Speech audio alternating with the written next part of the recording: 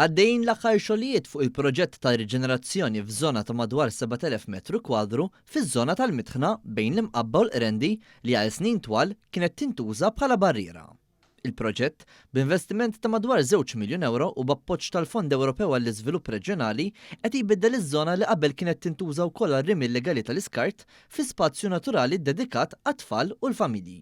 Qabel beda x-xogħol, minn din iż-żona nġabru mal-20,000 metru kubu ta' skart tal-kostruzzjoni.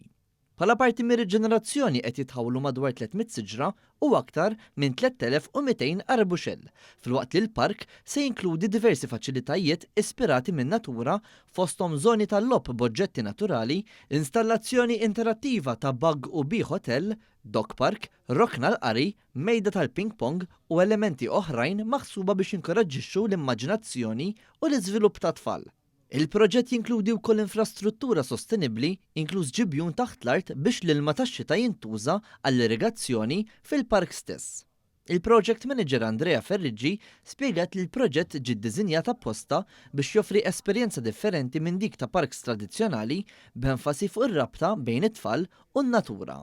Waqt żjara fuq il-post, flimkien ma' rappreżentanti tal-kunsilli rispettivi u minn Project Green, il-Ministru responsabbli mill-Ambjent, Mirjam Dalli, qalet li l-proġett u prova oħra tal-impenn tal-Gvern biex artijiet degradati jinbidlu fi spazji ħodor b'att ta' benefiċċji konkreti lill-komunitajiet. Ridna wkoll indaħlu varjetà sħiħa ta' pjanti biex inkunu qegħdin nippromovu l-biodiversità.